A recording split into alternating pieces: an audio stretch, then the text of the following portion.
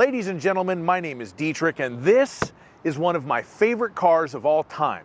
Well, not this exact example of it, but this car. This is an L322 Range Rover. It is the third generation of the full-size Range Rover. It was sold where I am in the United States from 2003 to 2012. This particular example is a 2006, and 2006 was a significant year because this was the year that they switched from the BMW-sourced V8 to the Jaguar V8s, and this one has the supercharged 4.2-liter Jaguar engine with 400 horsepower, and it also has 167,000 miles on it and a bunch of problems, but no matter. Today I am going to review it for you for posterity's sake.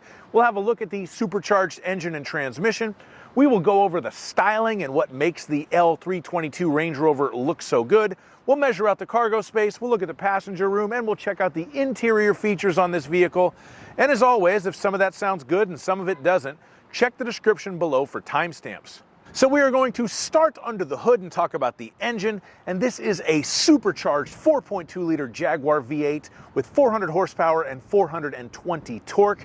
Now, if you're familiar with the history of the L322 Range Rovers, you will know that this vehicle was primarily designed while BMW owned the Rover Group. So the early 2003, 2004, and 2005 models, at least here in the US, were powered by a 4.4-liter BMW V8. In 2006, Ford, who had bought Rover from BMW in 2000, replaced the BMW V8 with Jaguar units. So you either got a 4.4-liter Jag V8 with 300 horsepower or this 4.2 supercharged unit with 400 horsepower. Interestingly enough, the Jaguar V8s were actually more reliable than the BMW V8s. Whatever that tells you about BMW's engines is on you, but that is a fact. These were better for this car than the BMW engines were. They were all hooked to a 6-speed automatic in 2006. It is a ZF automatic transmission. It must be said it still shifts very, very smoothly in this car, and it is a very good transmission. ZF does make some amazing automatic transmissions today, and that was definitely true in 2006 as well. One other thing, if you're looking at one of these to buy and you find a black rod like this in the rear cargo area, that's probably because the hood struts have failed. This one was set to the perfect height to hold up the hood on this 2006 Range Rover Supercharged. I have a feeling it's been used before. Now we're going to talk about the styling on this Range Rover, and the L322 to me really is the best looking of all of the big Range Rovers. A couple of classic Range Rover styling cues that I will point out to you. First of all is the floating roofline. So it's a little hard to see on this Bonatti gray example that's a little bit faded, but the paint color is the same for the body and the roof, but the pillars are all just kind of black plastic. So when the cars were shiny and new, it gave the illusion that the roof was sort of floating above the rest of the car. That's why they called it the floating roofline. It's a little thing that I've always really liked on the car. Another thing that I love on Range Rovers is the castellations on the hood. So what this is the little hump that comes up right above where the wheels are on either side of the hood.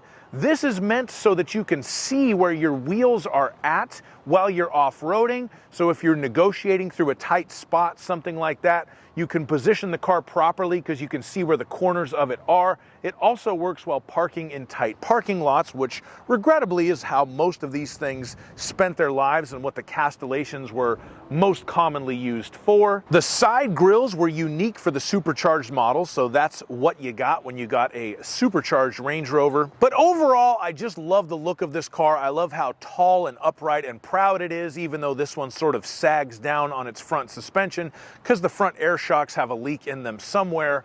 This really is the last of the genuinely regal-looking Range Rovers. The L405 that followed it does still look really nice, but just not quite as good as this. It wasn't quite as upright. It was a little more sleek. And then that chassis was used for several other Land Rover models. So this was the last of the truly special Range Rovers, at least in my opinion. All right, now we are going to measure out the cargo space. So let's open up the split tailgate. If you didn't know why a Range Rover has that, it's so you can sit here and lace up your boots to go fox hunting or whatever rich people do in the United Kingdom. We do have the tonneau cover that I'm going to take out, and also the stick to hold up the hood, and my laser tape measure. So let's measure out this cargo area. The length from the rear of the cargo area with the split tailgate closed to the bottom of the back seat, 3 feet and 4 inches. The maximum width from there to there at the back of the cargo area, 4 feet and 7 inches, plenty of room for golf bats for the English gentleman. The minimum width at the rear of the cargo area, from there to there, 3 feet and 5 inches. The height of the cargo area at the rear of the Range Rover, 3 feet, which is very tall for a cargo area in a sport utility wagon. The length of the cargo area with those back seats folded down is about 5 feet and 5 inches. That's the measurement to the back of that passenger seat, but you can see these seats are all up in the way. Giant hump. Do not fold flat into the floor, but it gives you a little bit more room. But yeah, that was improved upon, I think, in later Range Rovers. And if you need to lift something into the back of your 2006 Range Rover, you'll be lifting it 2 feet and 10 inches off of the ground. Depending on where the air suspension is set, it should be said. It's in kind of a normal mode right now. And on later Range Rovers, they added a button back here to lower it to a loading mode, but this one doesn't have it. What it does have is secret DVD player for the navigation system. That's where the DVD maps are. And right here, oh God love you, there's a giant wiring harness. And let's see, put that back underneath here. Look at that, a full-size spare that's probably never been used. What is the date code on this tire? 5106, yep, that was made at the second to last week of 2006. That is a brand new 2006 spare tire that's never been used. And that's the cargo area in a full-size Range Rover, L322. Now we're going to measure out the passenger space in this Range Rover, and for this test I'll use myself. I'm 6'5", so let's see if I can sit behind myself in a 2006 Range.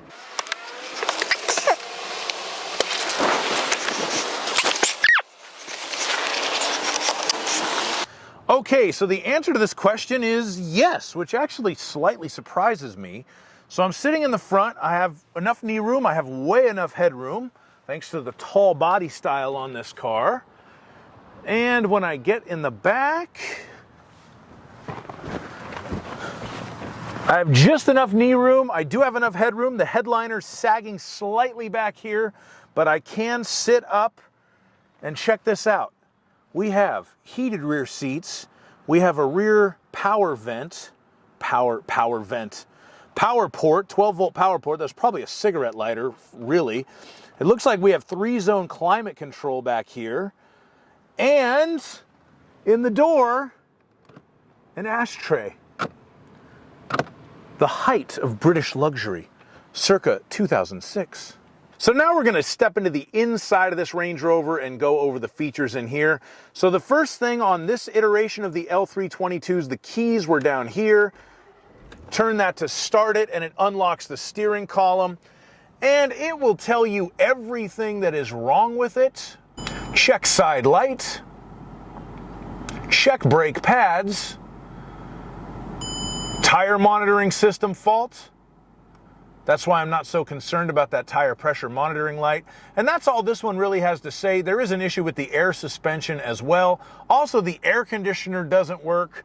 Also, that light right there is burned out, unfortunately. But look at how beautiful this interior is. So this one has the kind of piano black trim here. You could get it in wood as well, which was quite frankly better. But it matched there. The 2 pillars here, and then here as well. Really nice interior. All of this switchgear is bespoke, and it all looks really, really cool. I'm going to put it in drive just to get it out of the way. We can put it in low range 4-wheel drive with that switch, and then this turns on the hill descent control, but we're not going off-roading, so we're not going to use any of that. This is the front windshield defroster, which is electric. This is the rear windshield defroster. You can program some defrosting there as well. Climate control, the air conditioner doesn't really work in this one, but this is how you adjust the dual zone climate control if it did work. And the fan speed is right here. And where the air is blowing is those. You can turn the parking sensors on and off there. This is how we electrically open the rear hatch. And then this really cool shifter. Says Range Rover, just in case you had any doubt of what you were driving. Up here, we do see some evidence that this is a BMW product. In the center, we have the control to lock and unlock the doors. That's a very BMW thing. They did that on all of their cars of this era as well. You also have this funny little temperature adjuster for the central vents, kind of the center vents here. BMW did this too, and I'll be honest, I never fully understood what this did, because you adjust the temperature here, and then you adjust the temperature here. If you want to sound very smart, please explain what that does in the comments, because I never really did understand it. Up here, we do have the center touchscreen. Let me see if I can zoom in on that and get it to focus. So we do have a navigation system. I'm going to agree to whatever it wants me to agree to. And it does still show me the maps. But technically, we have two navigation systems. We have on-road navigation, and then we have off-road navigation. This just kind of gives us our latitude and longitude, but we can go new route, and we can kind of drop breadcrumbs to find our way back home if we go off-roading and don't want to get lost on some trail that we've never been to. That is an interesting feature. These things really were built to go off-road. It's just that nobody ever really did that with them. And if I go to this little mountain info button right here, it shows me what my suspension is doing and also what my wheels are doing. So again, if you're trying to get through some rocky terrain or something, this is kind of a way to cheat and see what you're doing to be able to get through that better. There are cup holders right there. That's a good one. This is the only one that actually works. It's just like a big circle. And then that funky one right there too. And we have the center console, ooh-hoo, with an honest-to-God cigarette lighter. Looks like it's been used a couple of times, but not extensively. Let's see if it still works, just for fun. Up top, oh, we have some hidden stuff from the previous owner. Looks like some Bible verses. Ooh, $1. And this is where you would have hooked up the connector for the cell phone, but as you can see, it mainly collects disgusting dirt and hair these days. Remind me to get that $1 before I go. Let's see, my cigarette lighter's theoretically still warming up. This is the steering wheel. We just have standard cruise control controls right here. And then this is all for the switching tracks on the CDs or presets on the radios. There's your horns. This is the only car that ever used that steering wheel. Controls for the headlights and front and rear fog lights right there on that side. And my cigarette lighter's still warming up. It's going to be ready to light some cigarettes, baby. It did have an auto-dimming mirror on this side, but it appears to have failed. Although the auto-dimming center mirror probably still works. I don't think that one did any auto-dimming shenanigans. Harman Kardon Logic 7 sound system was actually a very excellent stereo of the time. There's a 6-disc changer buried in here somewhere. The glove box just kind of drops to the floor when you open it. Ooh! We do have the original instruction manuals. No business card. We can't see who sold it. Is the Monroney label in here? Nah.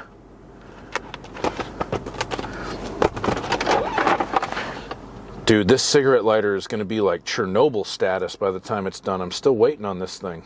Oh, there's like a coin in there too.